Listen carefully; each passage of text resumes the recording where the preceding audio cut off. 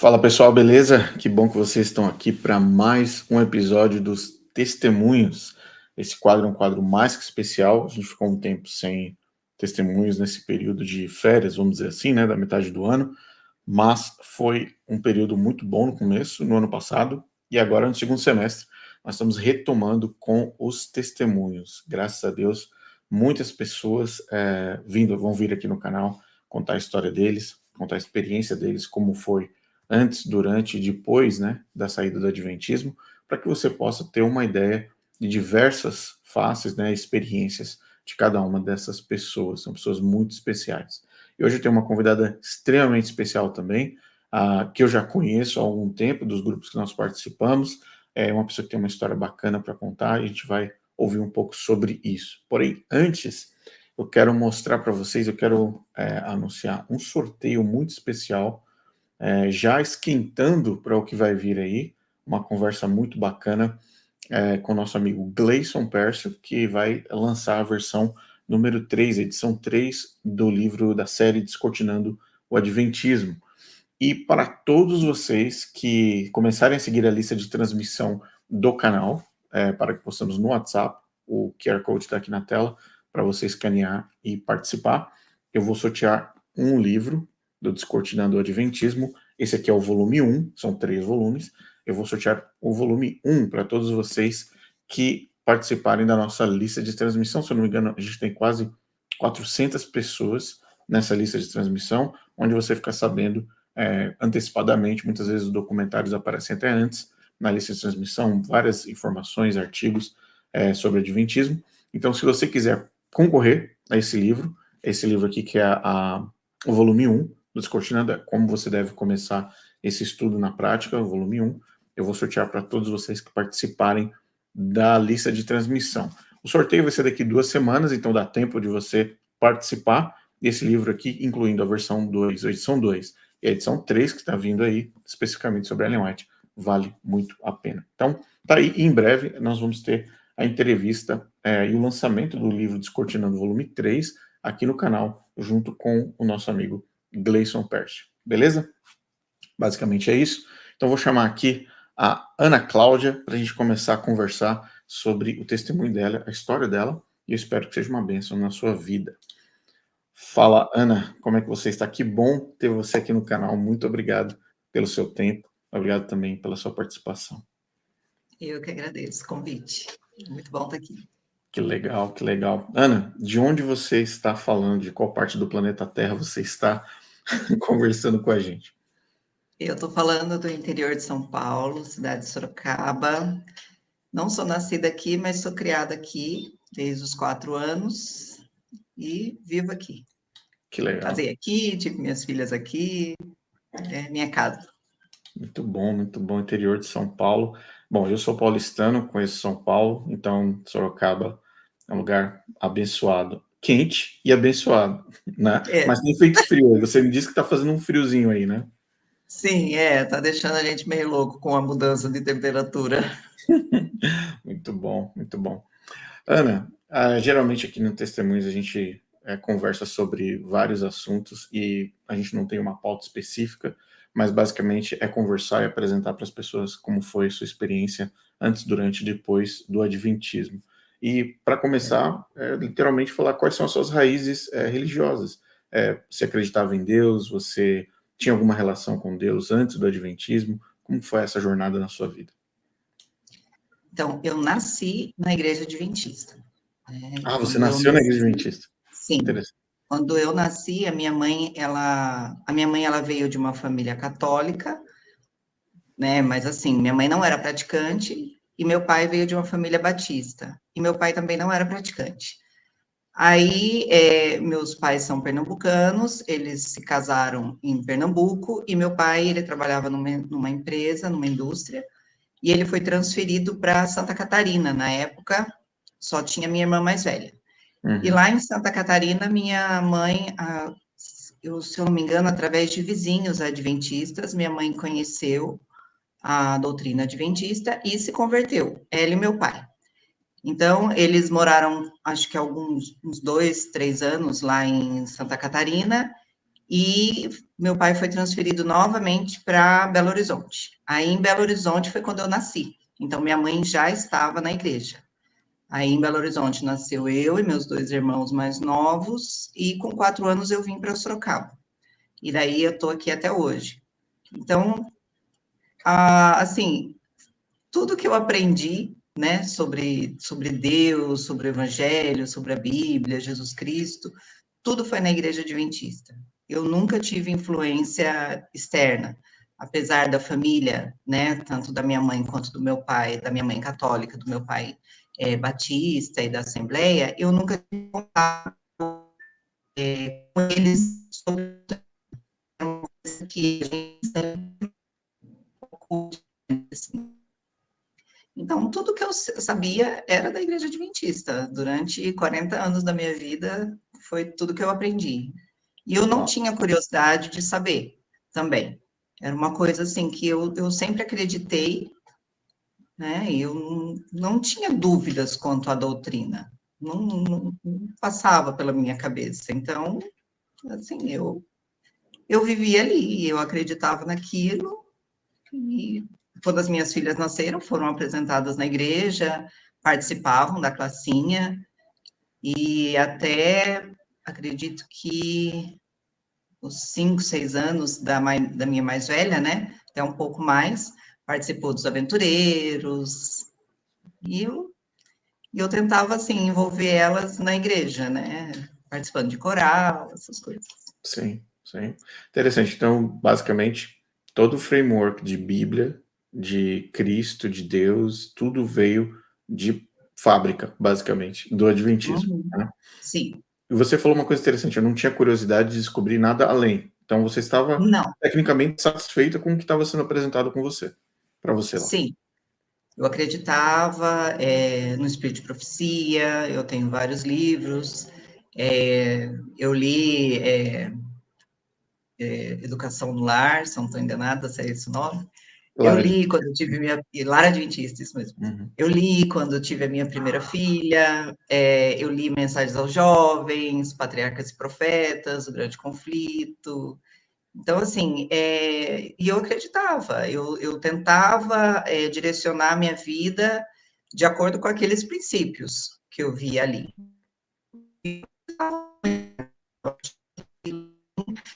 Era um custo para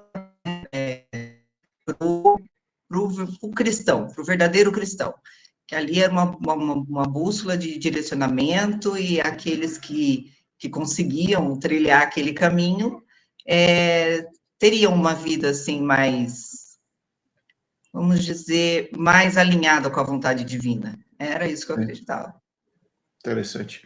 Você, durante essa sua vida, essa sua jornada no Adventismo, você administrou a igreja de alguma forma? Você participou de algum ministério, departamento, liderança?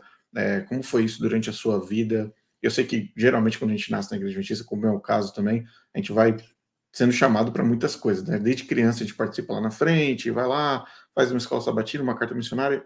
Como foi essa interação com você? Eu participei de alguns ministérios, não como diretora, mas como auxiliar, sabe? Eu participei do Ministério da Mulher como auxiliar, participei da Escola Sabatina, mesmo antes de casada, eu participei também da classinha, eu passava lição para as crianças. Depois que eu casei, eu participei um tempo também do Hall do Berço, e também fiquei um tempo no Aventureiros. O tempo que a minha filha ficou no Aventureiros, eu também ajudava na liderança. Acompanhava lá. Legal, Então, bacana. foi nessa parte que eu trabalhei enquanto eu estava lá. Você se batizou com quantos anos? Eu me batizei com 10 anos. Eu me batizei com 10 anos de idade, eu recebi o estudo bíblico, Uhum. tinha classe, né, do estudo bíblico, eu recebi,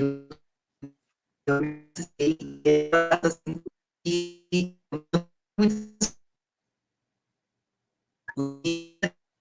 eu lembro bem claro, assim, eu estava radiante e eu tinha plena convicção do que eu estava fazendo, eu sabia que eu estava aceitando Jesus. Ali foi um dia muito feliz para mim, Mas depois daquele dia veio assim, como é que eu posso dizer?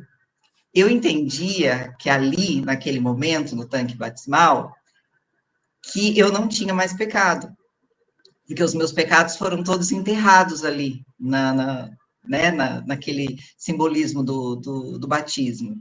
E depois que eu saí de lá, com 10 anos, eu tinha na minha cabeça que eu não podia mais pecar, porque os meus pecados tinham sido enterrados ali. Então, quando eu pecava, eu me culpava muito, porque era como se eu tivesse ofendendo a Jesus ou invalidando aquilo que eu tinha feito, sabe? Como se, tipo, a minha palavra não valesse nada. Olha, eu falei que, né, que eu morri para o pecado e eu estou pecando. Então, eu, com 10 anos, eu já tinha aquilo na minha cabeça. Então, quando eu pecava, era uma angústia muito grande e eu pedia muito perdão para Deus porque eu tinha pecado e daí começou.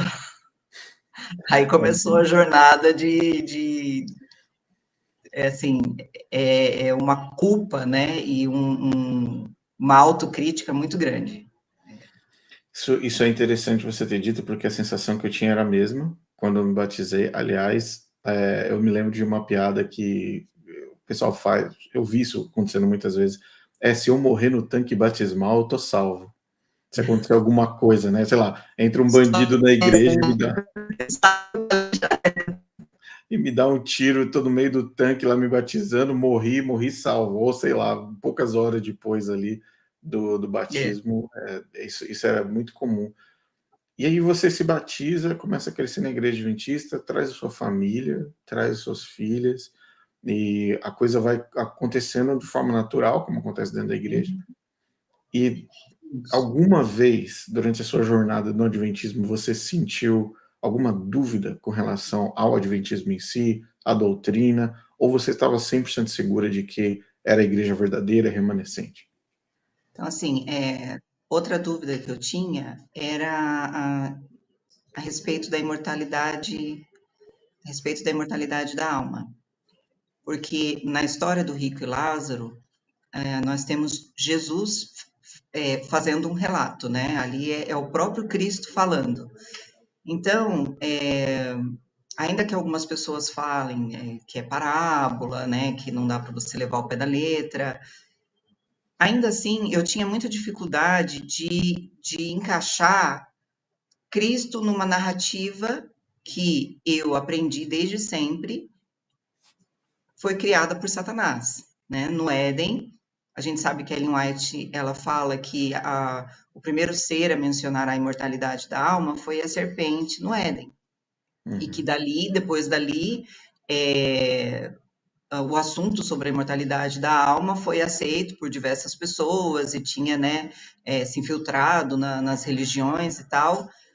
Então, eu não conseguia, na minha mente, não cabe colocar Jesus, o meu criador, né, o detetor de toda a sabedoria, usando um exemplo diabólico para ser didático. Sim. Então, assim, eu já ouvi o próprio Rodrigo Silva falar que, nesse caso, Jesus pegou um consenso da época, né, que o público para quem ele estava falando acreditava naquilo, e Jesus pegou esse consenso, esse exemplo, para ser didático e para falar que, na verdade, né, esse relato ele fala sobre o apego à riqueza, tal, mas não dá para você contemplar Jesus com toda a sabedoria que ele tem, não conseguindo usar um outro exemplo que não seja um exemplo diabólico. Então, Sim. assim, eu ficava muito, isso me incomodava demais, eu falava assim, mas por que Jesus foi pegar um exemplo, sabe, de algo criado por Satanás? Então, aí era sempre assim, né? Aquilo era uma parábola, né? Na verdade, não dá para a gente levar o pé da letra, tal, mas em todas as parábolas de Jesus, ele trata de coisas do cotidiano, de coisas da vida. Jesus nunca fez uma parábola fantástica, né?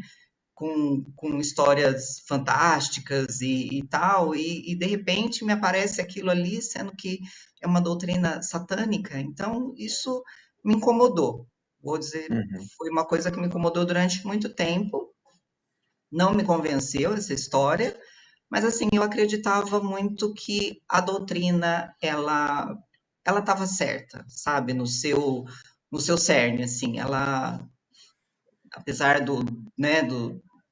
dos homens, né, darem uma escorregada aqui e ali, eu acreditava que a doutrina era correta. Isso Sim, eu não tinha dúvidas. entendi.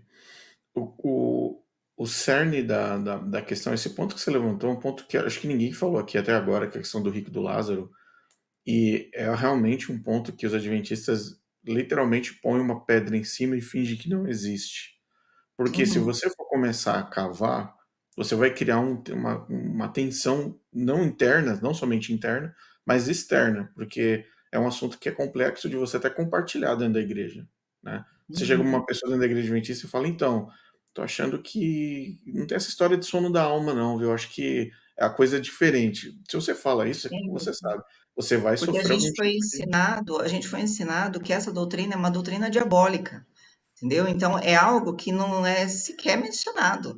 Se você levantar essa hipótese dentro da igreja, isso é assim rapidamente rechaçado. Você está querendo, sabe, colocar uma doutrina diabólica aqui dentro, mas tipo na boca de Cristo isso cabe, mas Uhum, dentro da igreja entre os membros não. Então, é uma coisa assim que não dá. Jesus, ele não tem relação nenhuma com Satanás. Ele não ia de modo algum usar um exemplo, qualquer que fosse, sendo que aquilo veio, sabe, do inimigo. Não tem esse paralelo, não existe esse paralelo. Mas para validar a, né, o que Ellen White escreveu, então, tipo, vale até Jesus ter falado uma heresia ou uma falsa doutrina. sim, sim. Durante essa sua jornada no Adventismo, exemplos como esse de dúvidas, qual suporte você teve dos pastores? Você por alguma vez procurou algum pastor adventista para apresentar suas dúvidas? Ou, no final das contas, em geral, como era o suporte pastoral quando o assunto era teologia dentro dessa sua jornada? Eu acho que esse foi o assunto assim que eu procurei dois pastores e a resposta deles foi basicamente a mesma, que era uma parábola, que aquilo ali não dá para levar ao pé da letra, né? Que Jesus ele usou apenas um exemplo para que as pessoas da época pudessem entender a mensagem que ele queria passar. Então, até Uhum, aí tudo bem, Jesus usar exemplos, ele usava isso várias vezes, mas eu tinha lido os livros de Espírito e Profecia, então eu sabia que esse exemplo em específico era um exemplo satânico, era uma doutrina criada por Satanás para enganar as pessoas, de que uhum, elas têm alma e espírito, quando na verdade elas não têm. Então era uhum. nisso que eu acreditava. Então, assim, que exemplo que Jesus foi pegar, né? Então eu não conseguia entender. Eu falei, não, é Tanta assim, coisa. pois é, então eu sempre fiquei, não, meu Jesus não vai usar esse exemplo, não tem cabimento, ele não precisa disso. Não sou eu, na minha falta de criatividade, recorrendo aos meus poucos recursos intelectuais, sabe? É o Criador, ele detém toda a sabedoria. Então, não. E daí eu fiquei com isso na cabeça e eu meio que guardei lá na minha caixinha e ficou lá. E eu segui a vida. Interessante. E esse geralmente, para você que está assistindo a gente, esse geralmente é um dos movimentos mentais que a gente repete muito no Adventismo. Ah, quer saber? Deixa para lá. Ah, deixa lá guardado, não vou mexer com isso, eu não quero ter estresse com ninguém, enfim, a gente vai seguindo a vida, vai tocando o barco, né? Uhum. Literalmente é como a coisa funciona. Mas eu sei que, por exemplo, quando você é criança e você vai crescendo no Adventismo, a influência ou a incidência ou a presença de Ellen White tende a aumentar de acordo com o seu crescimento. Então você vai ficando adulto e quanto mais adulto você fica, mais você começa a perceber a presença de Ellen White na sua comunidade adventista. Na leitura, na lição da escola sabatina, nas meditações, nos sermões, enfim, você começa a perceber Ellen White.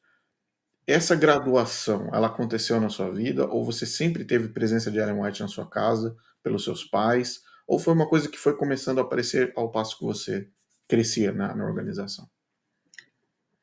Isso foi algo meu mesmo, tanto que acho que da minha família eu fui a que mais li Ellen White. A minha mãe, acho que minha mãe deve ter lido O Grande Conflito lá na década de 80 e depois nunca mais pegou, mas eu, de todos, eu acredito que eu fui o que mais li. Eu realmente acreditava no espírito de profecia, eu senti a Bíblia uma linguagem que, na minha cabeça, como muitas coisas não faziam sentido, então, para mim, tipo assim, o meu intelecto é que não estava preparado para absorver ali as verdades bíblicas. Então, nos livros de Ellen White, eu conseguia absorver de forma mais clara. Então, assim, na minha cabeça, eu não estou entendendo a Bíblia, porque eu não tenho capacidade intelectual, eu sou burra para entender a Bíblia, então eu vou para os livros de Ellen White, porque é uma linguagem, né, mais, vamos dizer assim, mais moderna, eu consigo Uhum. entender o que ela fala. Então, Sim. eu li bastante coisa de Ellen White, mas foi por mim mesma, em casa não tive essa influência dos meus pais, nem dos meus irmãos, fui Interessante. eu mesmo, eu gostava de ler, eu ia atrás. E depois que você passou a absorver Ellen White, você teve alguma perspectiva diferente do Evangelho de Cristo, da salvação? Qual foi o impacto dessa busca por Ellen White, ou da leitura de Ellen White, assim dizendo, com a sua perspectiva de quem era Cristo e da salvação?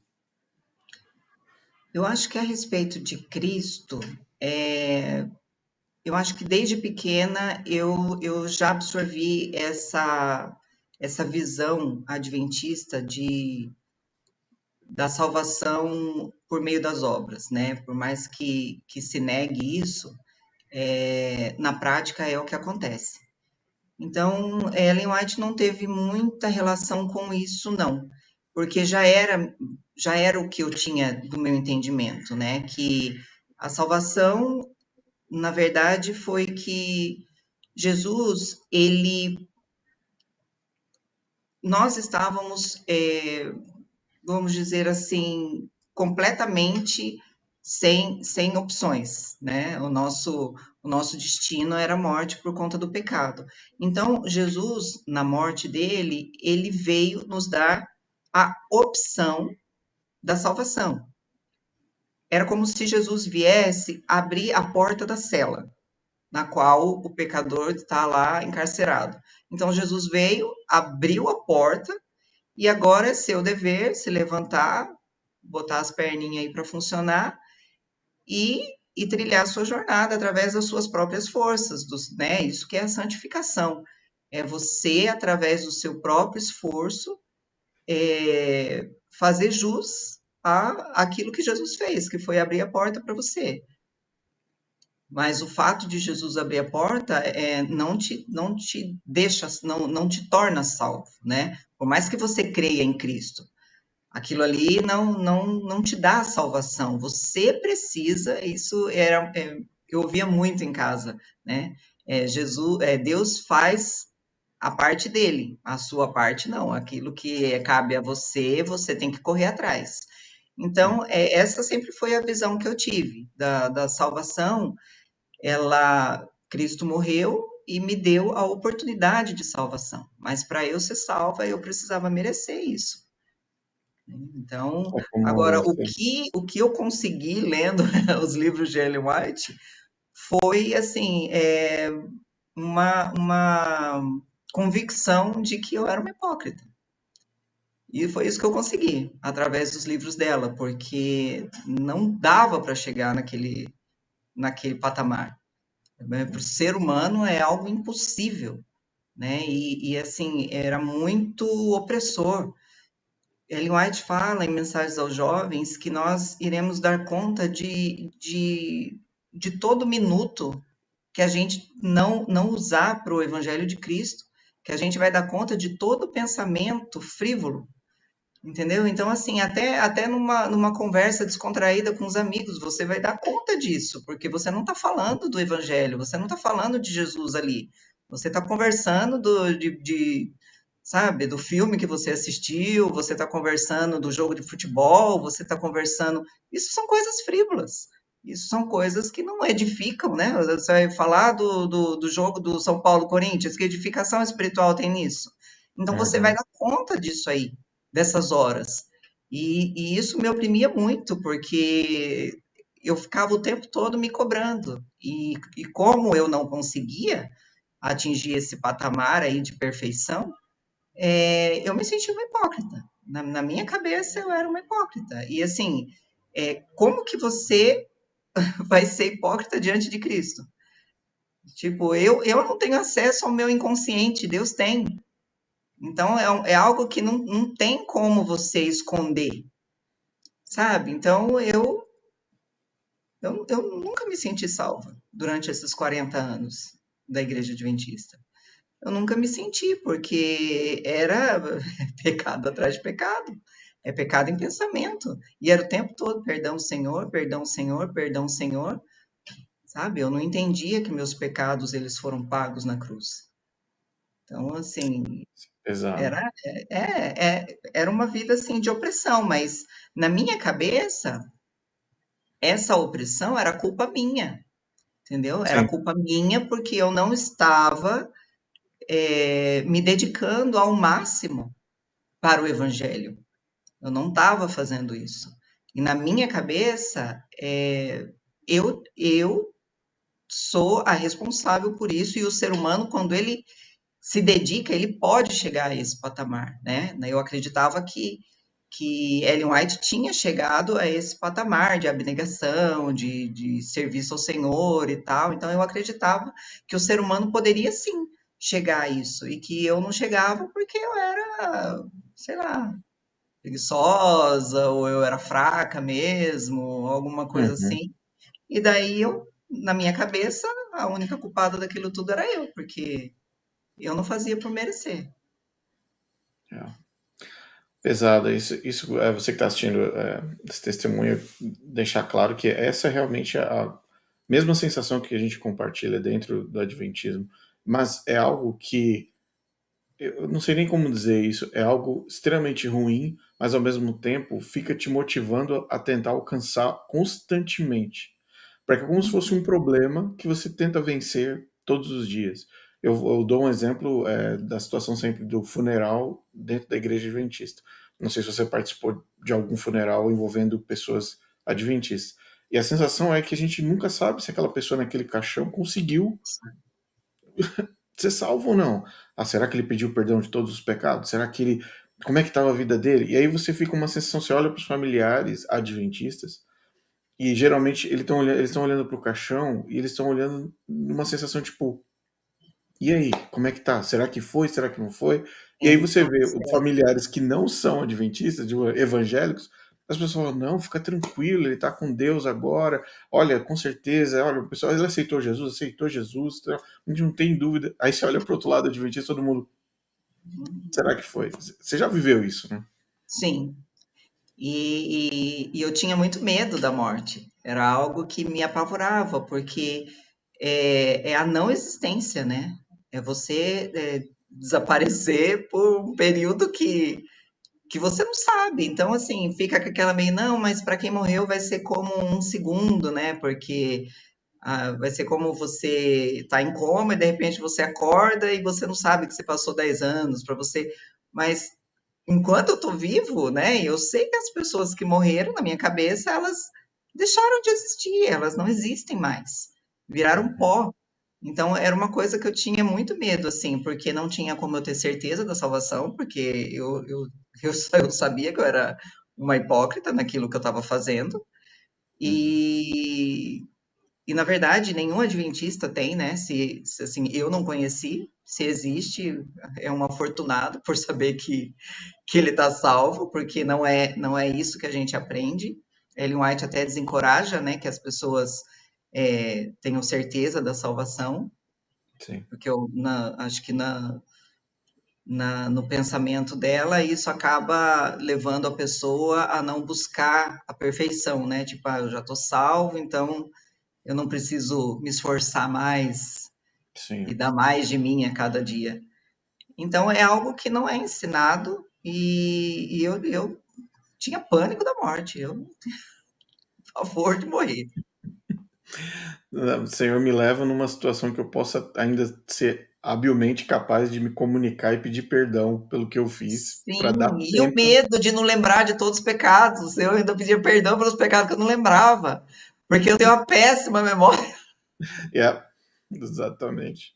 E daí eu pedia perdão, porque você precisa confessar os seus pecados e relatar aquilo que você fez, né?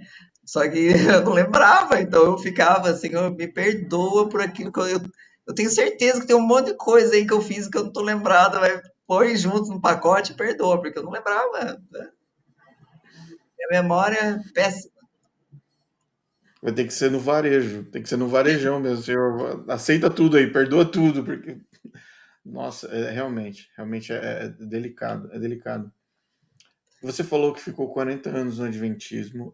Sempre foi na mesma igreja ou foi a maior parte da sua vida foi na mesma igreja?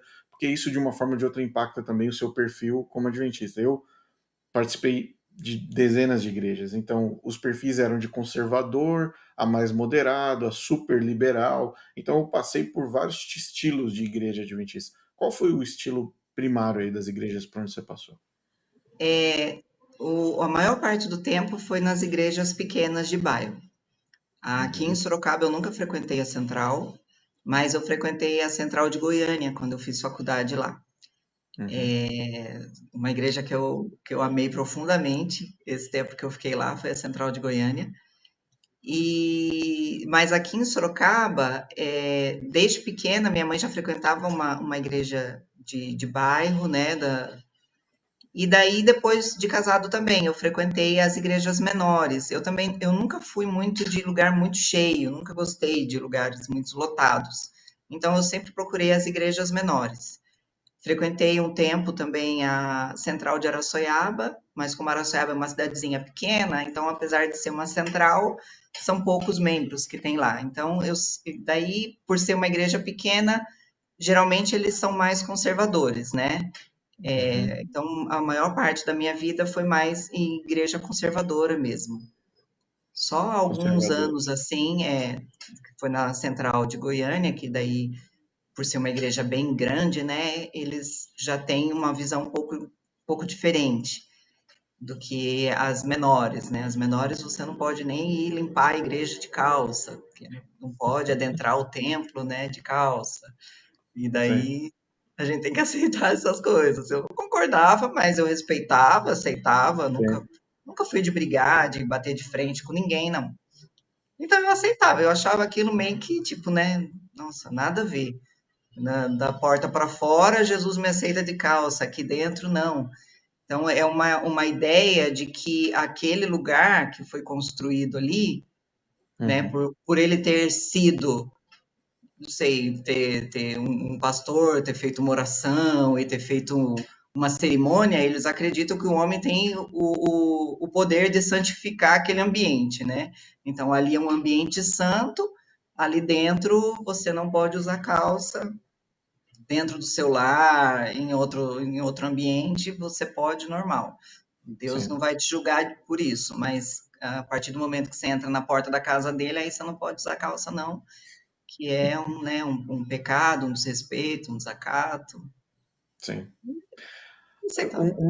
Uma dúvida que geralmente as pessoas sempre me perguntam, com certeza é uma dúvida de quem não é adventista. Você é vegetariana ou não? Você come carne? Qual dentro da sua casa? Como que é a situação durante o período como adventista, quero dizer, né? Eu dei risada porque quem me conhece sabe, eu não como nenhum tipo de verdura. Eu não gosto. Eu tenho um paladar infantil até hoje. Sério. Então Então, você gosta olha, de churrasco mesmo. os legumes que eu como, cenoura, batata. Essas duas coisas. E tomate, desde que seja no molho, né? Tipo molho de pizza, molho de macarrão, molho de alguma coisa. E tempero, cebola e alho. Fora isso, nada, nada, não adianta. Então, durante um tempo, eu ainda tinha na minha cabeça que eu ia virar vegetariana em algum momento da minha vida. A base, eu acho que de glúten e daquela carne, como é que é o nome Carne daquela? falsa vegetal, né? Carne de É, soja. daquela carne de soja, aqueles grãozinhos lá que imita carne moída, né, que a gente compra. Ah, é PVT, né? Isso, PVT. Então, na minha cabeça, eu ia viver à base disso, né? Porque eu não. Mas, assim, eu tinha essa ingenuidade e esse propósito dentro de mim que eu ia, em algum momento da minha vida, ser vegetariana. Mas a base da minha alimentação sempre foi carne, porque se não fosse isso, eu acho que eu tinha definhado, porque eu não como legumes. Não como. Ah, E como não, pouquíssimas frutas também. Não, né? Dá para contar nos dedos da mão aqui quantas frutas eu gosto de comer. Então eu sou bem chata, tenho um paladar infantil e era uma coisa também que durante muito tempo eu me cobrava, né? Porque eu sabia que a santificação ela vinha através dessa limpeza do corpo, tal, mas comigo não rolava. E nos então quer dizer acampamentos que eu sofria com aquela comida, gente. Eu almoço de sofria. igreja para você era sofrimento, então, né? Era sofrimento. É, porque era o que eu pegava, era arroz e feijão e, né, quando uma alma caridosa levava alguma coisa com queijo, alguma coisa assim, aí eu comia. Muito bom, muito bom. Não, somos iguais. Eu posso dizer que a gente está no mesmo time, porque, olha, picanha, maminha, churrasco, É. ó, pode vir. Agora, essa história de mensagem de saúde, para mim, apesar que eu sou uma pessoa abençoada, minha mãe cozinha muito bem mesmo. E quando faz comida vegetariana, faz com excelência. Assim, loucos lugares eu comia comida vegetariana em casa, porque a qualidade era muito boa. E minha mãe um dia, eu me lembro, eu era criança, ela fez uma feijoada, né? A gente sabe que feijoada original tem lá, né? Carne de porco, pé, Sim. orelha, tal, tem aquele gosto de bacon aquele pesado, né? Aí Uhum. minha mãe pegou, sei lá, o que que foi que ela colocou? Ela colocou ricota, eu não sei o que foi, ela colocou alguma coisa na feijoada que deu um gosto de carne e ficou perfeito. Desde então ela começou a fazer a feijoada vegetariana e pra gente tinha gosto de carne e dava tudo certo. Mas em casa a gente sempre comeu carne também, É. nunca teve essa questão. Feijoada vegetariana vai a salsicha da Super Bom, Poxa, vai super bom. Ah, queijo pessoal que provolone, ricota defumada, é isso ricota aí. defumada, isso, perfeito. Para dar aquele gostinho, né? Ah, é Sim, verdade. é. É, não fica ruim não, fica gostoso. Não, dá pra enganar. Tá? Olha, Para quem me tomou fala, cevada na infância, aguenta qualquer coisa. nossa, não, desses dias, o Minha que que mãe foi? vendia cevada na infância, quando a gente era criança. Aí depois de um tempo até ela desistiu. Mas a cevada Eu, é algo intragável. eu tomei muita cevada, muita. Ó, pra você ter uma ideia, meu avô e minha avó tomavam café, eu me lembro criança, bem criança mesmo, entrando na cozinha do meu avô com radinho de pilha, ouvindo Jovem Pan de manhã. Aí tava lá, aquela, vambora, vambora, tá na hora, vambora. E aí Uhum. ele com café, com o copinho de café dele e tal, tal. E meu avô provocava, falou assim: Rodrigo, quer café? Vem que eu vou te dar escondido do teu pai. Meu pai queria morrer. Ele, não pode, não dá café. Não, toma, Rodrigo, não põe isso na sua boca. Mas na cevada tava lá. Cevada. Cevada, eu tomei muita cevada, que a crença é que o alimento estimulante, né, ele te afasta do seu processo de santidade, da sua conexão com Deus, né, ele acaba propiciando que você tenha pensamentos pecaminosos, então a gente cria em tudo isso. É verdade. Tendências carnais, enfim. Isso, Ah, então era a busca por uma alimentação mais saudável tem o apelo do corpo estar ação, né? Do corpo estar. Mas, na verdade, o carro-chefe é você ter uma mente mais apta a receber a influência do Espírito Santo, né? Seria através dessa limpeza corporal e dessa alimentação aí mais saudável, é você estar mais apto, a sua mente está mais aberta, mais clara, para você receber a influência do Espírito Santo. sim, sim, exatamente. Ah, e tem aquela coisa também de que durante 7 dias nós vamos viajar para chegar no céu e ninguém vai viajar com um pedaço de carne no estômago, né? Que Ellen White fala, não haverá santos com pedaço de carne no estômago indo para o céu ou coisa que o valha, né? Que é essa É, também. a viagem de Jesus deve ter durado 7 dias também, né? Porque ele comeu peixe depois de. depois da ressurreição. Então, ele deve ter feito várias pausas aí durante o percurso dele para o céu para poder digerir o peixe que ele comeu com os apóstolos, né? É velho, é Ela verdade. esqueceu desse detalhe. Ana, você achava que você era o remanescente de Deus na Terra? Sim, eu achava. Eu acreditava no decreto dominical, e eu assisti o filme, como é o nome daquele filme lá, Rodrigo, que fizeram A a última, última última batalha, chamada, a última a última batalha. batalha, né? Eu assisti várias vezes, nossa, eu tinha, né, a vontade de morar no campo. Graças a Deus não fui porque não dava, né? Trabalhava, estudava, a logística não permitiu. Mas já passou pela minha cabeça ir morar no campo. Eu acreditava no decreto dominical, sim. Acreditava que uma hora Deus ia aprovar o seu povo através da fidelidade a um mandamento, né? Sim. Que é né? Porque cargas d'água é o mandamento mais importante até. Porque é o mandamento que sela o povo de Deus, é o mandamento que separa o, o verdadeiro crente, né? E se você vê lá amar a Deus sobre todas as coisas, está como o primeiro, mas o mais importante é o quarto, né? Que é Uhum. a guarda do sábado. E eu acreditava nisso, não tinha dúvidas nenhuma quanto Como a isso, você não. via, como é que você via os evangélicos? Não, eu estudo, assim, os evangelhos, Não, normal. não, eu digo os Eu, evangélicos, as pessoas de outras igrejas, porque no caso você é o os remanescente, mas evangélicos. os evangélicos, desculpa. Ah, entendi. Os evangélicos, é assim, eu tinha pena dos evangélicos, né? Porque eram pessoas que conheciam a Cristo, conheciam o Evangelho, mas que, vamos dizer assim, tinham se contaminado com o domingo, né? Tinham se contaminado com a mentira que Satanás criou acerca do domingo. Que Satanás tirou a santidade do sábado e colocou no domingo, e essas pessoas acabaram acreditando né, nesse engano de Satanás.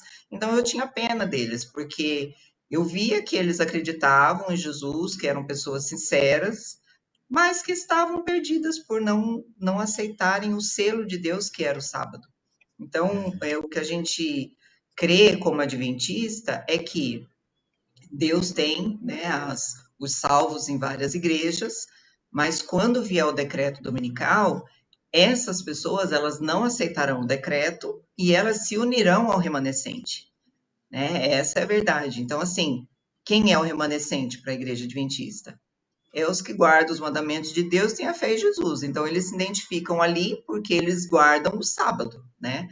Na cabeça dele, eles guardam os 10 mandamentos e eles têm a fé em Jesus, então eles são remanescentes. Então, na visão adventista, quando o decreto dominical vir e as pessoas que estiverem salvas, mas que não fazem parte ali do povo remanescente, eles virão, porque eles não aceitarão o decreto, né? Eles vão se juntar ao remanescente, que é o povo adventista. Então, era isso que a gente pensava.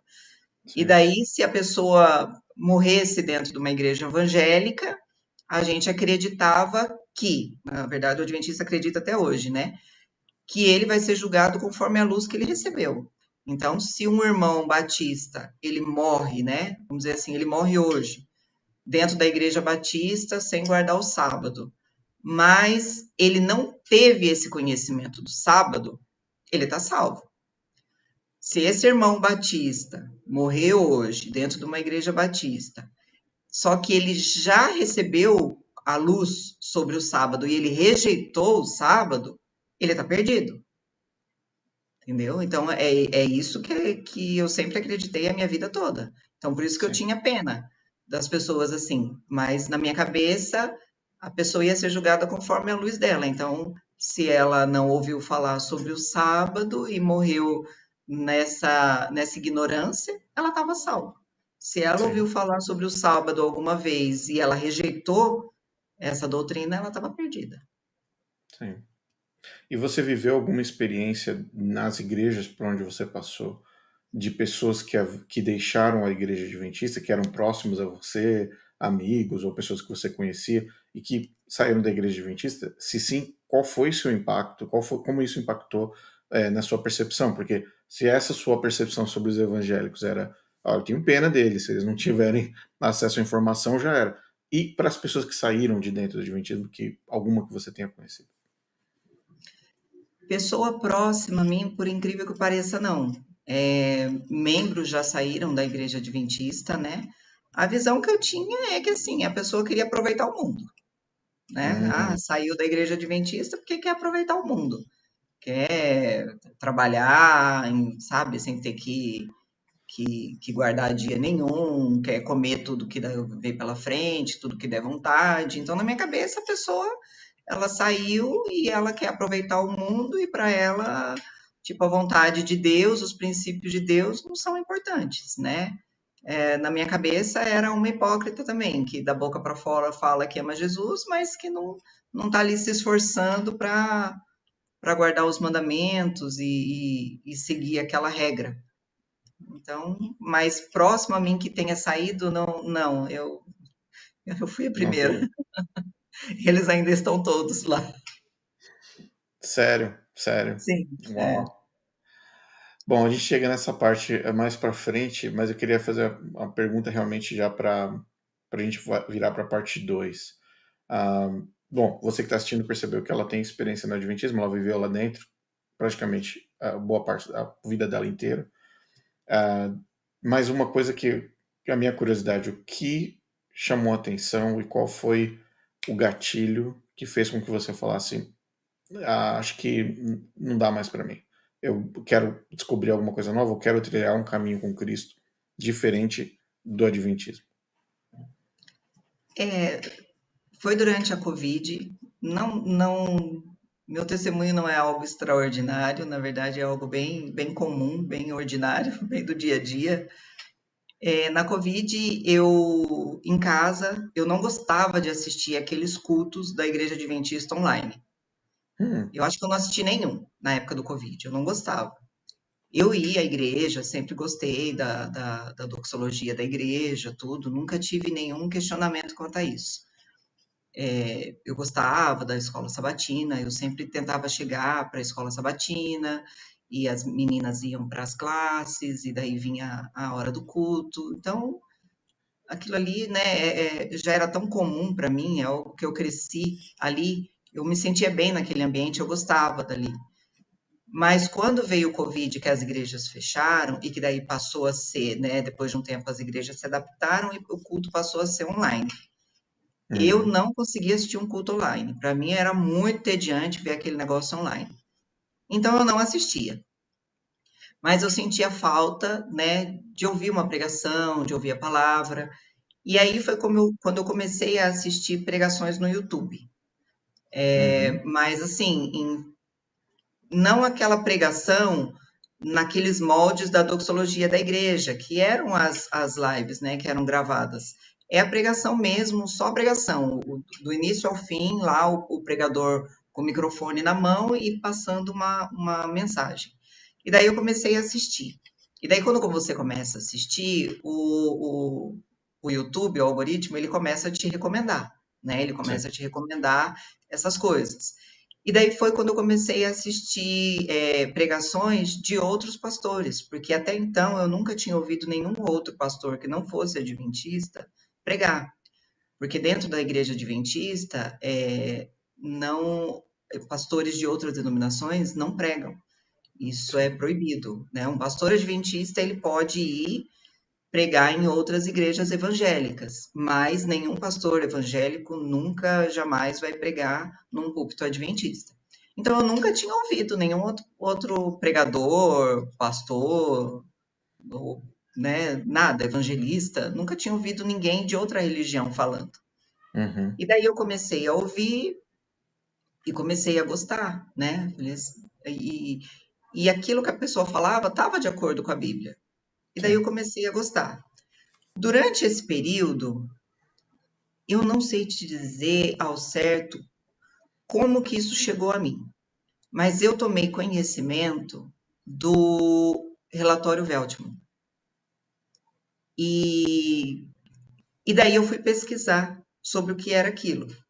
Porque, assim, a Igreja Adventista, ela se coloca numa posição de vítima, né, em que as pessoas atacam sem conhecer e tal, e tentam descredibilizar Ellen White, descredibilizar a Igreja Adventista, mas o relatório Veltman, para quem aí tiver curiosidade, ele foi uma iniciativa adventista, né? A Igreja Adventista, ela pagou, se eu não me engano, ela gastou cerca de 500 milhões de dólares e para um PhD, né, que é o Veltman, Uhum. para ele é, estudar os livros de Ellen White e confirmar se ela realmente tinha plagiado ou não, porque nos Estados Unidos, na década de 80, começou a surgir esse movimento de que, com Walter Ray, né, Yeah, de que Walter Ellen Ray. White tinha plagiado livros de outros autores e até livros de ficção.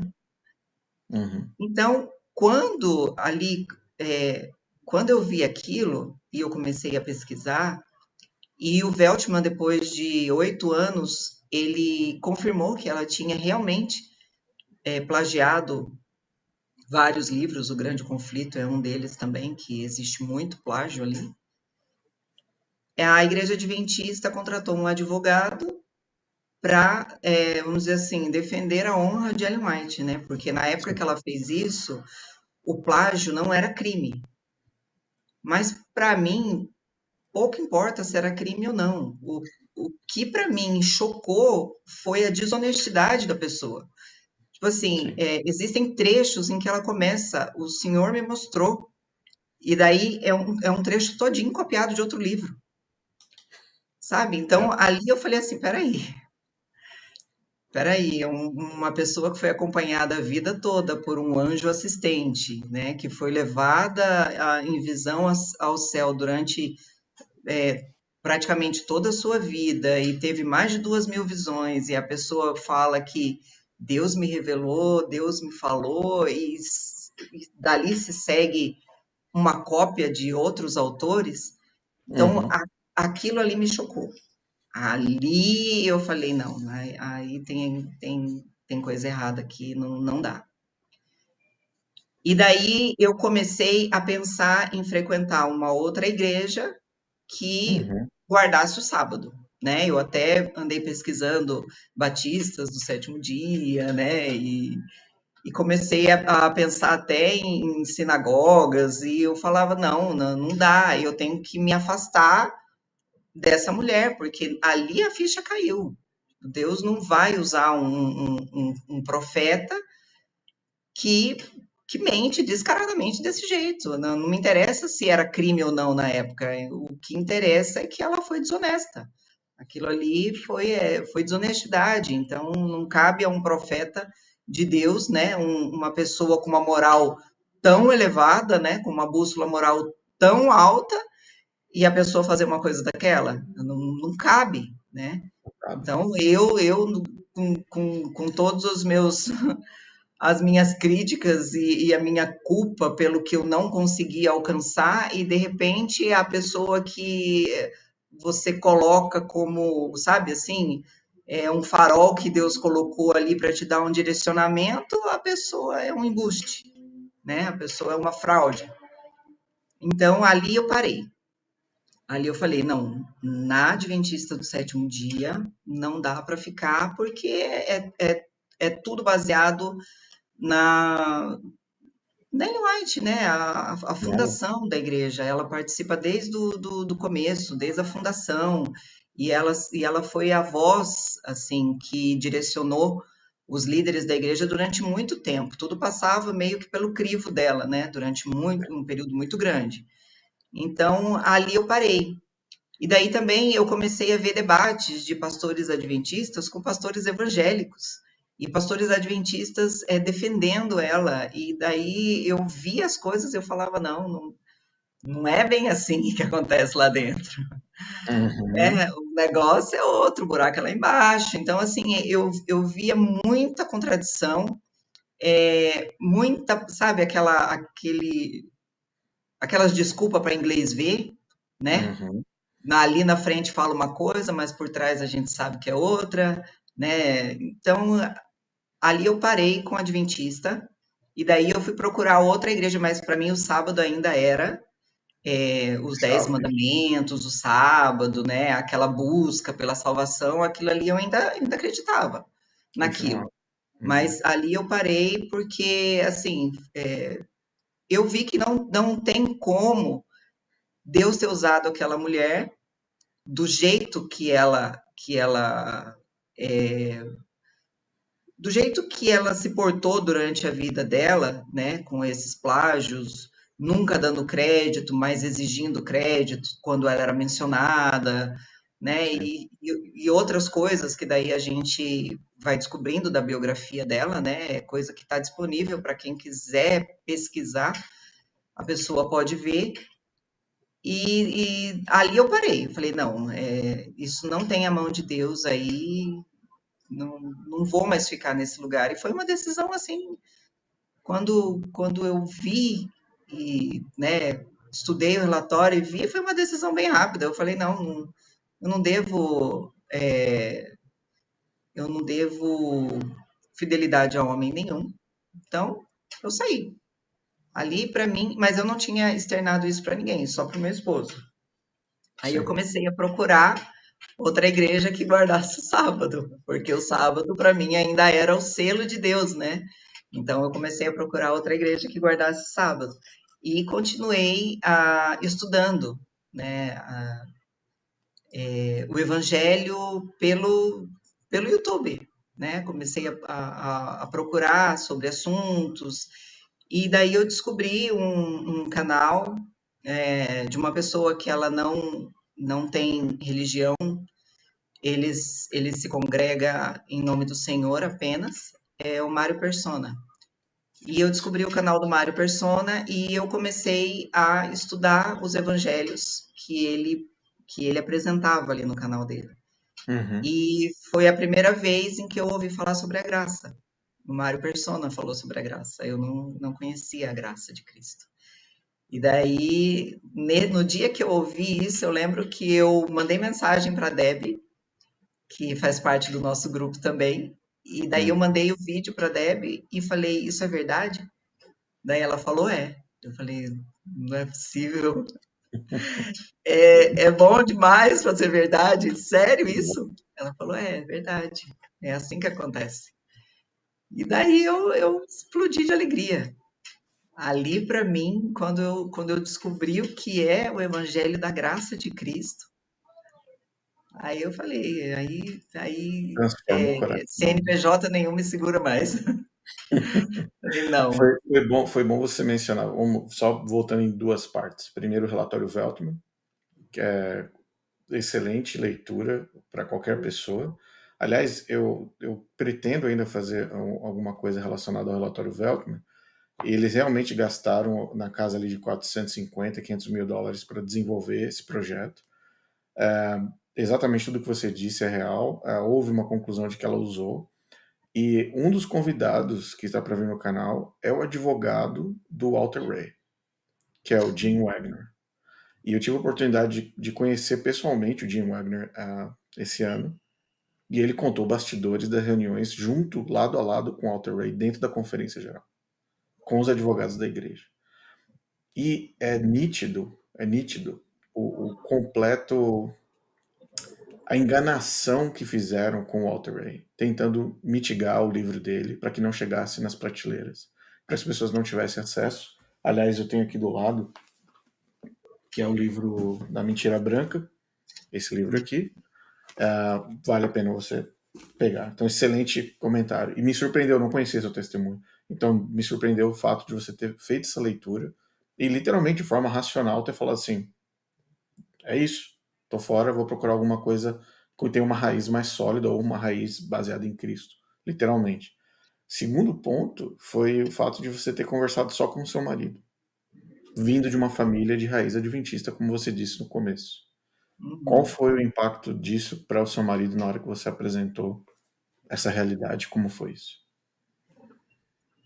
O meu esposo, ele vem de família católica também, mas eu falo que é católico de BGE, né? Porque ele não frequentava. Então, ele nem fez a crisma, né? Que é aqueles passos que fazem, né? Ele não fez. Então, assim, quando eu apresentei o evangelho para ele aceitou porque acho que foi a primeira vez que apresentaram o evangelho para ele.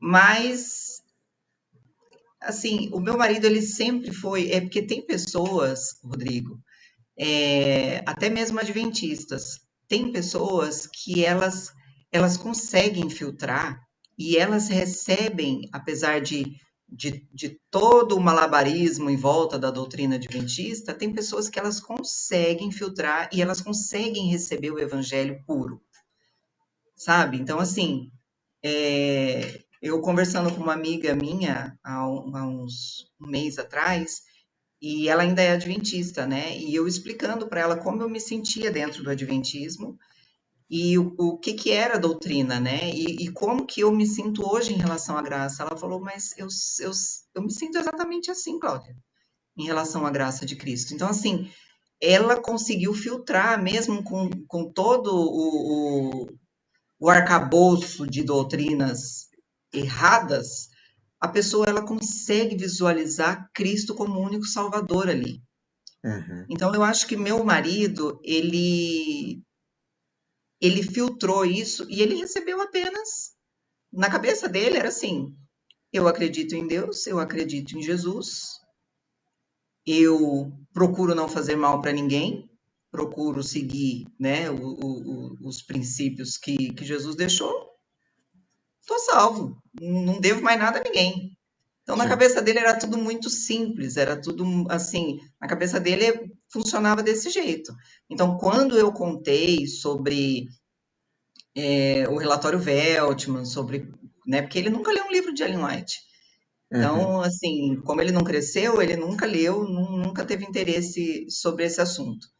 Então, quando eu contei para ele sobre o relatório Veltman, e que, assim, é uma coisa que os adventistas não podem acreditar a nós, ex-adventistas, né? Porque é um documento produzido pela própria igreja. Sim. A igreja pagou por ele. Então, assim, Sim. a igreja produziu né, deu esse tiro no pé. Ela mesmo foi atrás disso aí. Talvez, não sei, eles achassem que no final o relatório ia trazer uma porcentagem significante de citações a outros livros, né? E, Uhum. na verdade, os empréstimos literários, pegar empréstimo, né? Foi bem maior do que eles imaginavam. Então, É, assim, foi algo que não foi produzido pelo né, como fala, pela concorrência, pelos opositores. Foi a própria não. igreja que produziu esse relatório. Aquilo aí foi fogo amigo. Isso, exatamente. E depois ela pagou um advogado para tentar dar aí uma amenizada na imagem dela, que ficou muito feia. Uhum. Mas daí, quando eu falei isso pro meu esposo, assim, ele concordou comigo. Ele falou: o que que você quer fazer? Eu falei: eu não vou mais levar as meninas lá. Eu não quero Uhum. mais que elas tenham nenhum tipo de influência. E daí ele concordou comigo. E por um bom tempo, assim, acho que quase 2 anos eu fiquei sem ir em nenhuma outra igreja. Porque por mais que foi assim, eu comecei a procurar igrejas que guardassem o sábado, mas aqui na minha cidade eu não encontrei. E também Uhum. estava na época da pandemia ainda, né? Eu Verdade. acredito que deve ter uma batista do sétimo dia, mas ainda estava na época da pandemia, então ela não tinha culto online, nada, é uma igreja bem pequenininha. E daí depois eu já descobri a graça, então assim, o sábado caiu por terra. E daí eu já parei de procurar também a Batista do Sétimo Dia.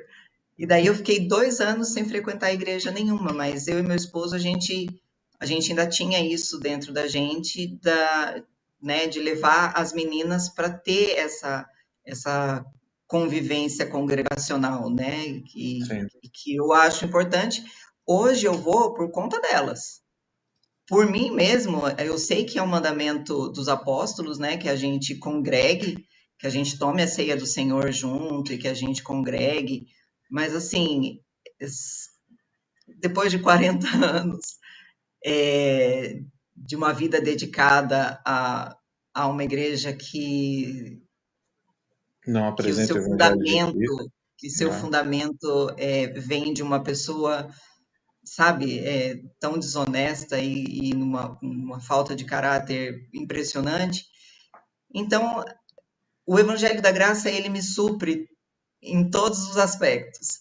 Mas Amém. eu vou porque eu sei que é um mandamento, a gente precisa ir, né? A gente precisa congregar com os irmãos, é algo que Jesus ele deu como instrução para a igreja que ele ia edificar. Mas assim, falar para você que eu tenho vontade, que eu tenho, não, eu não tenho. Eu vou por causa das minhas filhas. Pode ser que, né, durante o tempo que eu passar lá, eu crie algum vínculo, alguma coisa assim, mas não sei não. Eu acho mais que quando elas crescerem, eu vou ficar em casa e vou servir o meu Senhor aqui mesmo. Eu entendo perfeitamente o que você está falando. Viver dentro de uma organização que literalmente depende do tempo, dos recursos dos membros ao máximo possível para que as pequenas igrejas sobrevivam. E você vive dentro desse sistema por anos e anos e anos. Quando você descobre o Evangelho de Cristo, você fala: eu tô cansado disso. Eu tô cansado de ficar dando apoio, suporte para o CNPJ, sendo que eu tenho acesso a Cristo em qualquer momento, em qualquer lugar, simples, de forma simples, sem a necessidade de uma organização. E ainda mais uma organização como a Igreja Adventista se apresenta. Eu entendo perfeitamente e eu falo com pessoas, e agora tem o tal do termo dos desigrejados, e tem tanta coisa ao redor desse termo, mas eu não vejo isso como desegrejado, eu vejo como o próprio Mário Persona que você citou, como pessoas que buscam a Cristo legitimamente, sem a necessidade de uma organização, sem a necessidade Uhum, de uma igreja, sem a necessidade de um interlocutor, como se chama, de um middleman, né? Uma pessoa que está no meio do caminho entre as duas partes. E eu 100%, eu entendo 100% isso. Ah, Ana, para as pessoas que estão assistindo agora, que são adventistas e que são milhares de pessoas que visitam o canal, você sabe, para adventistas. E a maioria, a grande maioria, muitas vezes escondido, ali com celular, fone de ouvido, assistindo alguma coisa, outra coisa, dos testemunhos. Quando você olha para um adventista hoje, o que você vê? Depois de tantos anos lá e agora entendendo o evangelho de Cristo, quando você olha para um adventista, quem você vê hoje, quem você enxerga?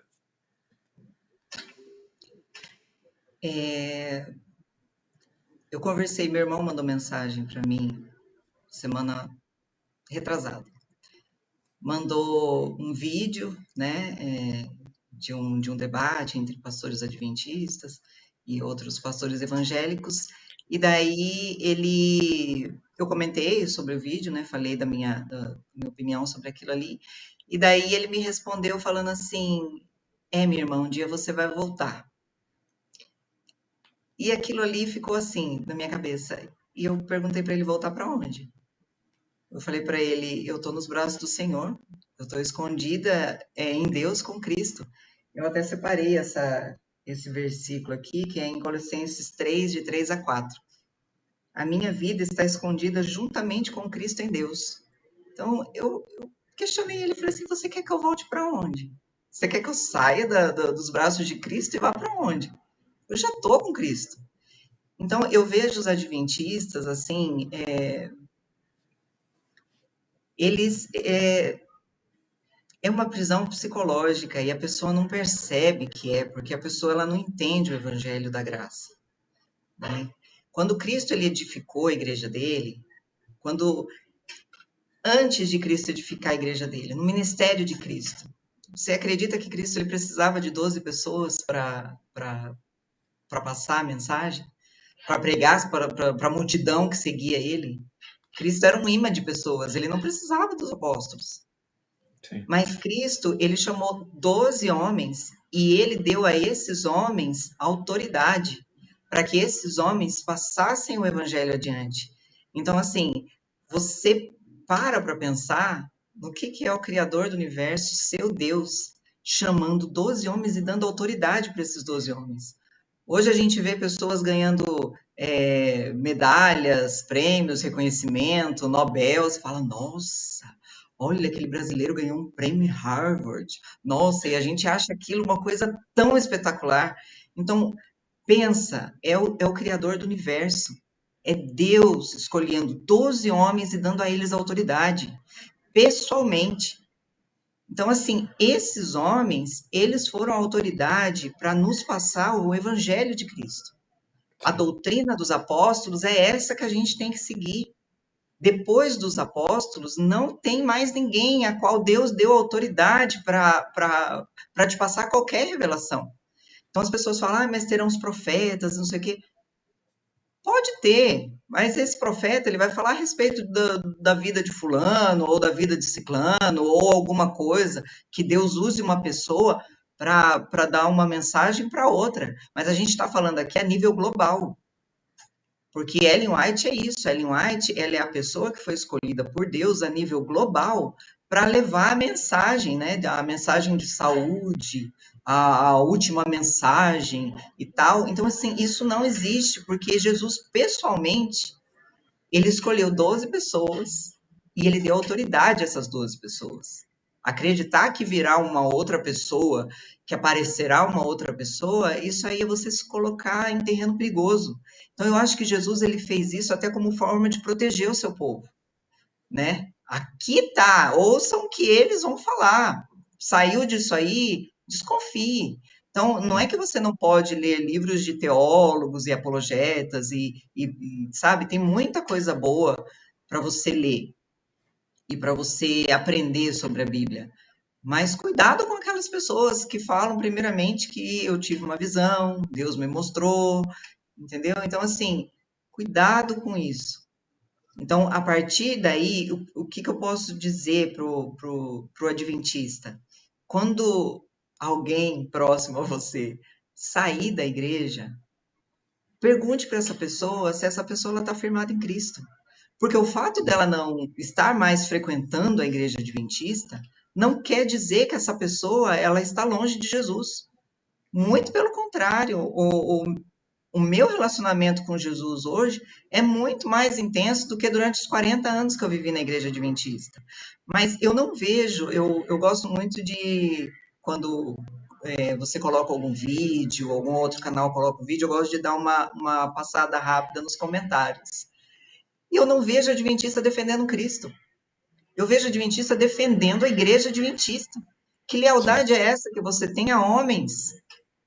Sabe? Defenda Cristo. Você está vendo o evangelho de Cristo sendo depredado, sofrendo alguma manipulação, alguma. Defenda Cristo. Você não está aqui para você defender homem, nem defender placa de igreja. E as pessoas defendem a igreja. Sabe? Eu não devo levar lealdade a homens. Não devo, não tenho, sabe? Não tenho teto de vidro, não tenho rabo preso com ninguém. Mas as pessoas, elas defendem e elas fazem aquilo com uma paixão, como se elas fizessem parte de um fã-clube. Sabe? Não é assim. A igreja de Cristo, a igreja que Jesus disse, edificarei a minha igreja. Então, gente, não é algo que alguns homens se reuniram, levantaram as mãos e santificaram. É algo que o Espírito Santo escolhe e é uma morada dele. Então, a gente não tem como saber quem é a igreja de Cristo, porque ela é invisível. Ela realmente é invisível. São pessoas que estão espalhadas ao redor do mundo inteiro, de diversas culturas, e que elas receberam o Espírito Santo. Então, Jesus, ele reconhece quem são os seus. E só ele reconhece. A gente não consegue reconhecer. A gente não tem sabe, o coração do homem ele é enganoso. O que a gente consegue perceber com os olhos da gente é muito pouco. Então, quando um amigo seu, um parente seu, alguém próximo sair da igreja, não fique falando para essa pessoa, não, porque isso é cumprimento de profecia, não, porque você tem que voltar, e não sei o quê. Primeiro pergunta para a pessoa se ela está firmada em Jesus Cristo, porque a Hum, salvação é através de Jesus. Então, se ela estiver firmada com Jesus, ainda que essa pessoa caia, que durante a vida dela ela tenha vários tropeços, aquele que começou a boa obra, ele vai terminar. Eu não tenho amém. dúvida disso. Então, você achar que a pessoa ela precisa estar dentro da igreja para ela ser salva e que ela precisa estar externalizando aí as boas obras dela para ser vista pelos homens, então você não entendeu o que é o verdadeiro evangelho. Porque o verdadeiro evangelho é totalmente externo a você. É algo do qual, quando você acredita em Jesus, você é selado pelo Espírito Santo. E aqui fala que você está escondido com Cristo, em Deus. Agora, Hum, como que Deus esconde alguém? Quem que vai achar? Ainda mais se essa pessoa está escondida ali do lado de Cristo. Então, assim, tenha essa certeza no seu coração, sabe? De que você, uma vez feito parte da família de Deus, ele não vai te tirar do testamento dele, ou nada disso. Uma vez que você fez parte da família, você vai ser sempre família de Deus. Você vai amém. ser sempre Amém. salvo. Tenha certeza da sua salvação. E, sabe, pare com esse negócio de achar que a pessoa saiu de uma igreja, ela deixou de frequentar uma instituição, o nome dela foi riscado. Nossa, a pessoa não é mais membro da igreja adventista. Não fique pensando que isso tem qualquer poder no mundo espiritual, porque não tem. Aquele que acreditou em Cristo Jesus e foi selado pelo Espírito Santo, essa pessoa, ela está salva para sempre. Paulo, ele fala em 1 Coríntios 3, 10 e 15. É um trecho que eu gosto muito.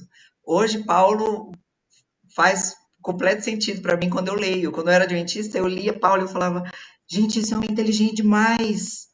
Ele é muito eloquente, eu não entendo nada que ele fala, mas porque Paulo vai de frente com a doutrina da igreja adventista. Paulo bate de frente. Então, assim, o que a gente faz? A gente coloca Paulo num patamar que, tipo assim, não, isso aí está muito acima do meu entendimento. Eu não consigo entender Paulo. Não é que você não consegue entender Paulo, é que você não consegue encaixar Paulo com a doutrina adventista, porque, sabe, Exatamente. quando os polos do ímã, assim, eles são opostos, você tenta Uhum. juntar, mas não vai juntar. Não. Então, Paulo, ele fala assim, porque estava vendo ali meio que uma rixa, uns falavam que, porque eu sou de Apolo, eu sou de Paulo, eu sou disso, eu sou daquilo, e Paulo, ele fala que ele lançou o fundamento, e o fundamento que ele lançou é Cristo. E outro virá e edificará sobre esse fundamento, mas a pessoa que edificar sobre esse fundamento, ela tenha cuidado sobre o que ela vai edificar, porque Hum, só Cristo é o fundamento. Ele fala que Cristo é o único fundamento. A partir do fundamento de Cristo é que a pessoa vai edificar. E daí ele fala que existem pessoas que vão edificar com ouro, com prata, com pedras preciosas, com madeira, palha ou feno. E daí o fogo revelará se a obra dessa pessoa foi uma obra que teve sustentação e que vai permanecer à prova do fogo. Mas aquele que construiu com madeira e palha e feno, o fogo vai destruir. E essa pessoa terá prejuízo, mas ela será salva como quem atravessa o fogo. Então, hum, assim, as obras que você faz aqui na Terra, ela tem que ser edificada sobre o fundamento que é Cristo. Uma vez o meu irmão falou assim para mim, então quer dizer agora que você é salva, então você não precisa mais guardar os mandamentos, você pode pecar. uhum. Daí eu fiquei pensando, eu falei assim, como é que você pode fazer uma pergunta dessa para mim? O meu fundamento é Cristo. Como assim eu posso pecar? Não, eu não posso pecar. Eu não posso pecar porque o meu fundamento é Cristo, Ele é meu exemplo. Então, o pecado vai tirar minha salvação? Não, ele não vai. Mas eu não quero pecar. Eu continuo pecando? Continuo, porque essa minha natureza, eu vou levar ela até o dia em que meu corpo for glorificado. Mas essa natureza, ela está aqui dentro, então eu vou continuar pecando, não tem como fugir disso. Sim.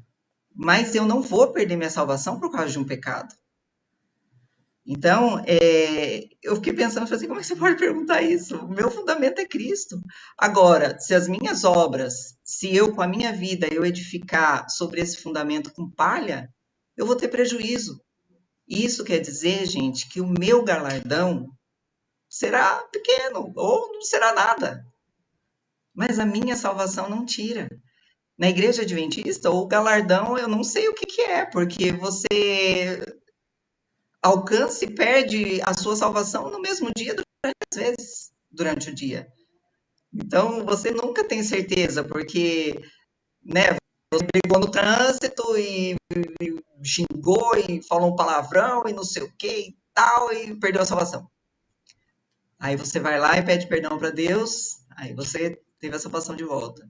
Então, é algo muito, eu falo, é muito opressor. Então, É, pense que Deus ele tem o controle de tudo, ele sabe. E assim, achar que você pode agora, não, porque as pessoas que acreditam na graça falam que é graça barata, né? Isso é uma frase tão infeliz, porque eu falo, gente, como é que é graça barata? Ela custou o sangue de Cristo, não existe nada mais precioso que isso. Não é exato. barata. Você acha que o quê? Que as suas obras são mais importantes do que o sangue de Cristo? Que as suas obras valem Uhum. mais do que o sangue dele? É isso que você acha? Para você Excelente. falar que a graça é barata? A graça é Excelente muito esse ponto. cara. Excelente. E eu, Ela é eu muito vou falar, cara. essa história de graça barata, a gente ouve constantemente dentro da igreja. Claro que as pessoas falam um pouco mais baixo, mas fora falam mais alto. Se a graça foi barata, guardar o sábado no Adventismo é muito maior e muito mais valioso do que o sangue de Cristo na cruz. Porque Exatamente, é porque o se a graça é canal. barata e ela foi comprada com o sangue de Cristo, você está dizendo que as suas obras tornam essa graça mais valorizada? Sim, Então, foi por isso que Cristo não deixou que nós alcançássemos a salvação pelo nosso mérito. Nada do que a gente faça vai nos dar a salvação. É 100% por Cristo. É sim. 100% por Cristo. Agora, o seu galardão, aí é outra história. Dependendo como você edifique sobre esse fundamento, você vai sofrer prejuízo ou você vai sofrer ganho.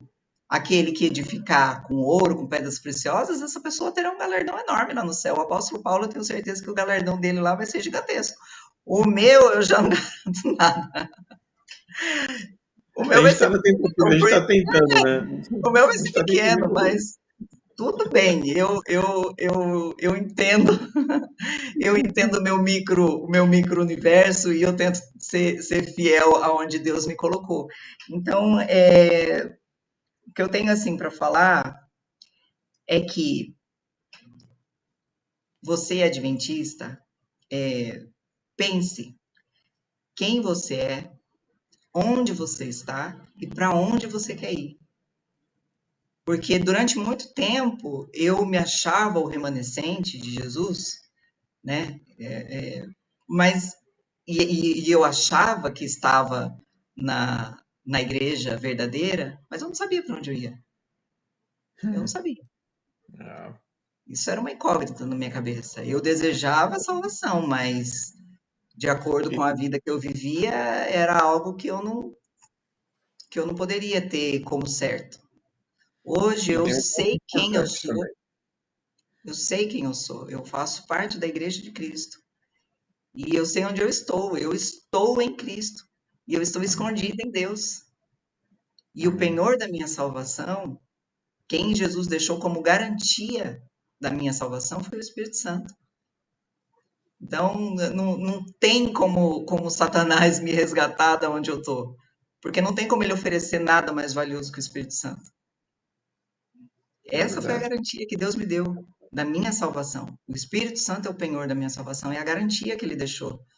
Então não tem como eu perder essa salvação. E eu sei exatamente para onde eu vou. Eu tenho certeza da minha salvação. Se eu morrer Amém. hoje, eu vou abrir meus olhos na frente do meu Senhor, porque Amém. isso não depende de mim. O novo nascimento não depende de mim. É algo que Deus me presenteou com ele.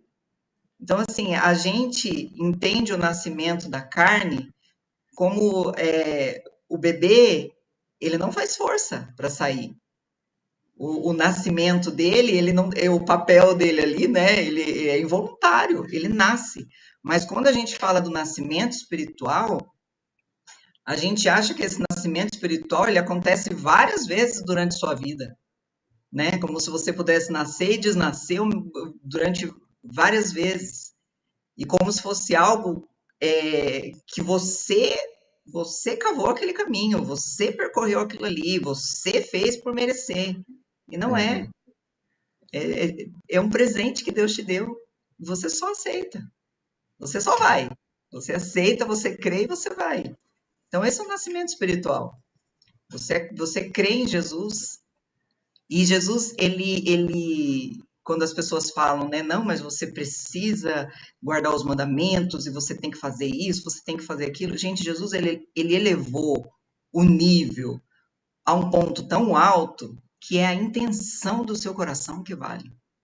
Então, por mais que você sabe, se leve à escravidão do seu corpo para você fazer aquilo que é correto e você consiga fazer e você tenha uma vida correta e uma vida dedicada e uma vida abnegada, se no seu coração a intenção não tiver em Cristo, de nada valeu. Então, De nada, assim, valeu. é algo que só Jesus mesmo pode discernir. Então, por isso que a minha hipocrisia, ela me incomodava tanto. Porque como é que eu vou me esconder de Deus? Como é que eu vou esconder minha intenção dele, sendo que ele conhece, ele tem acesso ao meu inconsciente, coisa que nem eu tenho. Então, isso era algo que me incomodava muito, eu não consigo me esconder dele. Então, hoje eu sei, a minha vida é aberta para Deus, porque ele me conhece por dentro, ele sabe. E ele que me buscou aqui em casa na pandemia, sabe? O Espírito Santo me buscou aqui. E assim, eu sou muito tranquila em relação à minha família, porque eu creio 100% de que o Espírito Santo ele vai buscar a pessoa onde ela estiver. Ainda Sim. que ela estiver pregando num púlpito na igreja adventista lá, falando do Espírito de profecia, o Espírito Santo vai buscar. E se esse coração acreditar, ele vai ser salvo ali. Vai. E Deus vai terminar a boa obra que ele começou. Eu não tenho dúvida disso. Eu sempre falo uma coisa eu dou um exemplo simples. Imagina que você vive sozinho numa ilha deserta. Só você. Não tem nenhum outro ser humano com você. Só tem você e os coqueiros. Ali daquela ilha, qual a possibilidade de você pecar? Sem ninguém do seu lado. Só tá você naquela ilha, mais ninguém. Qual a possibilidade de você pecar? De você fazer algum mal, talvez para um animal, talvez de você blasfemar, talvez de você fazer. Existem, mesmo numa ilha, sozinho, isolado, existem todas as possibilidades de você pecar. E agora, como é que você faz? Você continua numa ilha, sozinha, deserta, dependendo da graça de Cristo. Então as Sim, pessoas falam que, não, agora você não guarda o sábado, agora você faz isso, agora você xinga no trânsito, agora você assalta, você furta. Tá bom, deixa eu pegar você e colocar dentro de uma ilha deserta, sozinho. Não tem mais ninguém do seu lado. Você consegue guardar todos os mandamentos lá de sozinho? Você consegue lá dentro dessa ilha, isolado, quietinho, só você e os coqueiros? Consegue ser perfeito? Não. Então você continua dependendo da graça de Jesus Cristo. e ainda que você conseguisse, Rodrigo, você nasceu com a natureza caída. Você herdou isso de Adão. É algo que você não tem como tirar de si mesmo. Jesus, ele não nasceu com a natureza pecaminosa. Por isso que Jesus, ele guardou a lei. Ele falou, eu vim para cumprir. Ele veio mesmo. E ele era o único que podia cumprir, porque ele nasceu sem a natureza pecaminosa. Nós nascemos debaixo da natureza pecaminosa. Ela faz parte do nosso ser. Não adianta. A lei, ela foi um tutor, ela foi um guia para quando viesse a nova aliança. Sim. Mas as pessoas se agarram a uma instituição, a uma coisa. E, gente, defenda Cristo. Quando você for num vídeo defender a sua igreja, pense bem e fala, viu, esse vídeo aqui, ele tá falando contra o evangelho? Ele tá atacando meu Senhor? Ele tá atacando meu Salvador? Não. Então, deixe quieto, não fale nada. Pare de ficar defendendo a instituição. Vai defender o Defendendo Evangelho. Vai defender exatamente. Jesus Cristo. Isso eu não Amém. vejo ninguém fazendo.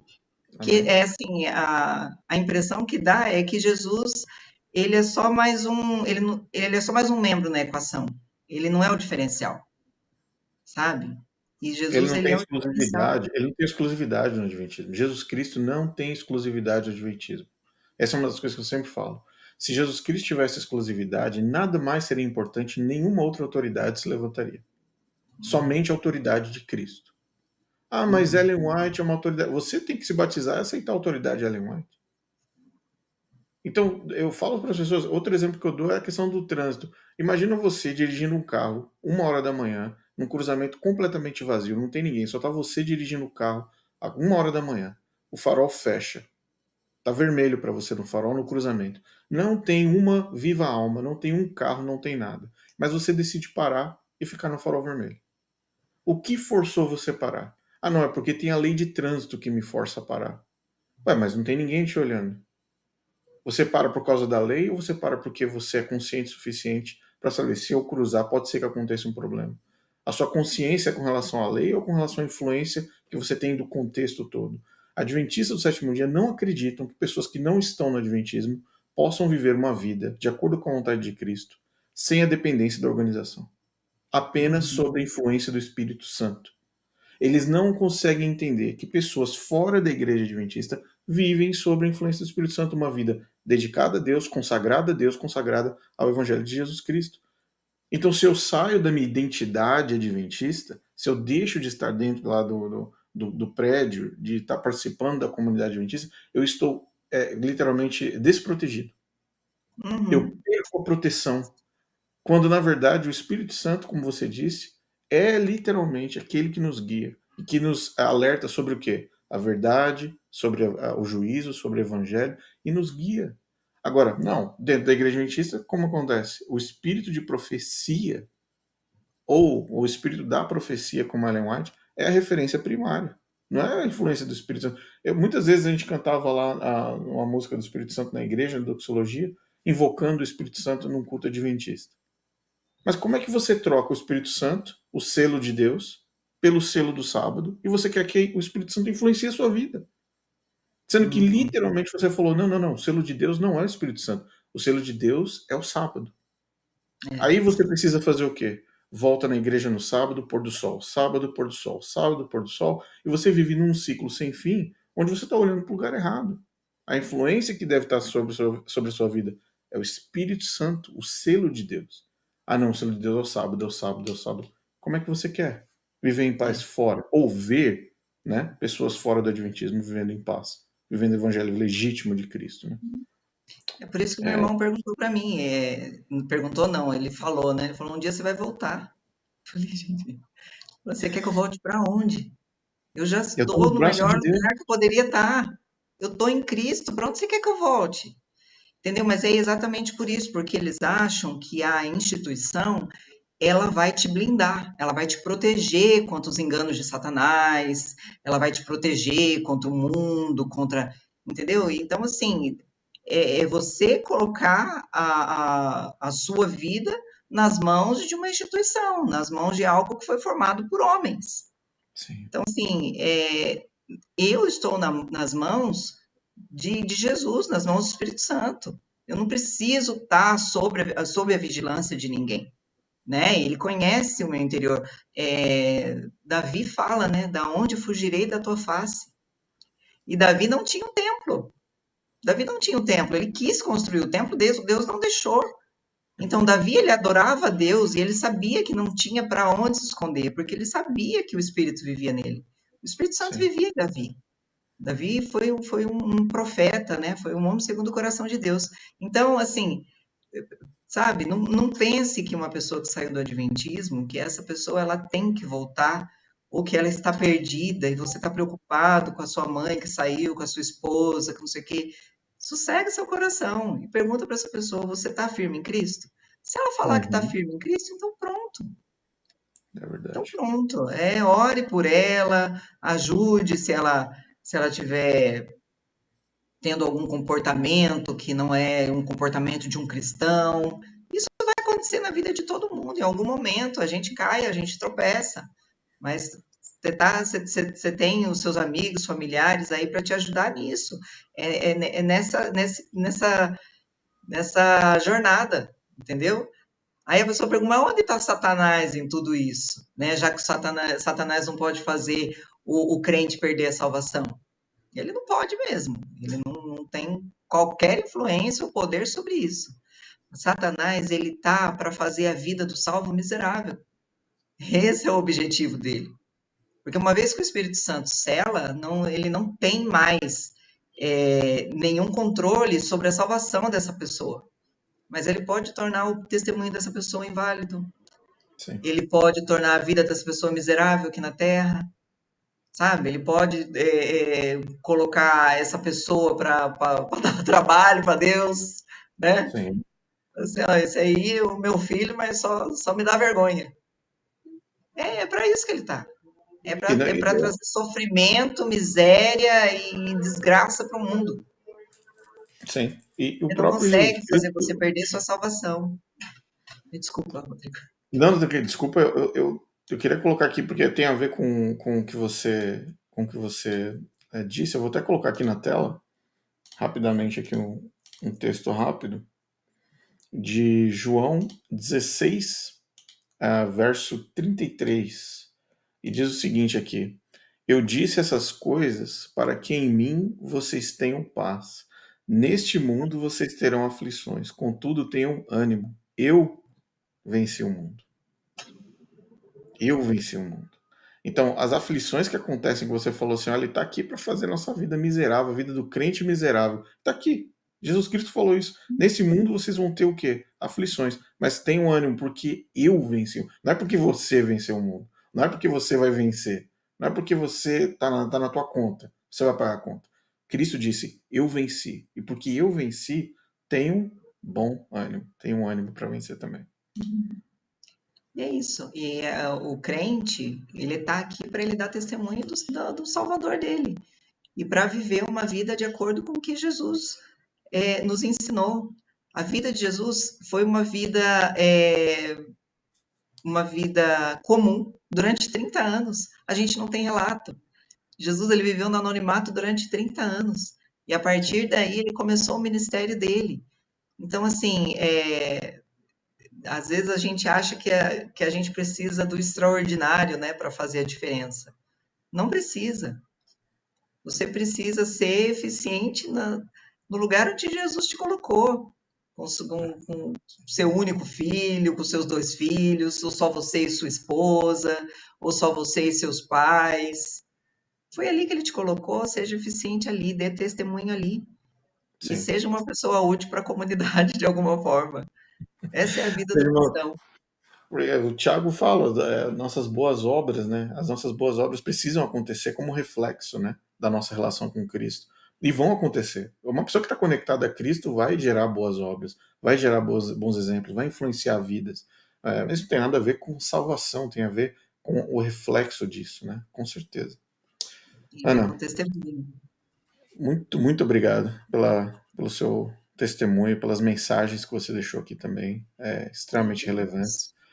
E eu tenho certeza, você já é uma influência extremamente positiva, abençoada nos grupos que a gente participa, já há muito tempo. Estou muito feliz de ter a oportunidade de conhecer e também ter o seu testemunho aqui no canal. E eu não sei se você exerce algum ministério atualmente, você estuda a Bíblia com pessoas, ou se você tem algum tipo de projeto, se você quiser falar, fique à vontade.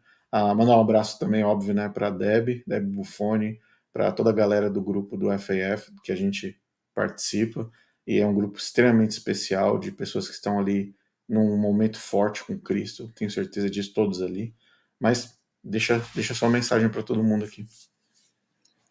Então, no momento, a gente tem o nosso grupo, né, que a gente faz parte, e daí veio as férias e a gente acabou que estamos meio parados com os estudos, né? Fazer uma cobrancinha aqui para a Deb, para a Manu, a gente voltar com os nossos estudos. Mandar um abraço pro bebê da Manu também. O bebezinho deixar dela. O e-mail da Deb. E sim, a gente faz alguns vídeos, a Deb deve estar com mais alguns preparados para a gente fazer, que é sair da Igreja Adventista e agora, Já tenho alguns vídeos gravados, se vocês procurarem aí no canal da Deb, Deb Buffoni, ou colocar mesmo no YouTube, Saída Adventista e Agora deve aparecer. Tem alguns temas que a gente já conversou, né? Eu, a Deb, a Manu, a Elis também. E acho que Sim. daqui para o fim do ano deve sair mais uns 2 aí. Aí quem quiser ouvir o nosso bate-papo, vai lá. Ótimo, ótimo. Eu vou colocar o site aqui na descrição, aqui embaixo, e também os vídeos do bate-papo entre o pessoal do FF. A Ana participa, a Débora participa, a Manu, a Elis. Então são vídeos extremamente didáticos, são coisas assim que você ouve de pessoas que realmente viveram a experiência no Adventismo e hoje vivem um momento muito melhor com Jesus Cristo. Então eu vou deixar na descrição. O site do FF Brasil está aqui na tela para você também acompanhar. E eu creio que vai ser uma bênção na sua vida também. Ana, muito obrigado mais uma vez. Que Deus abençoe sua família, Agradeço. sua Para vida, seus finalizar, deixa eu projetos. falar aqui que é uma coisa que é recorrente nos comentários, então eu faço questão de deixar gravado.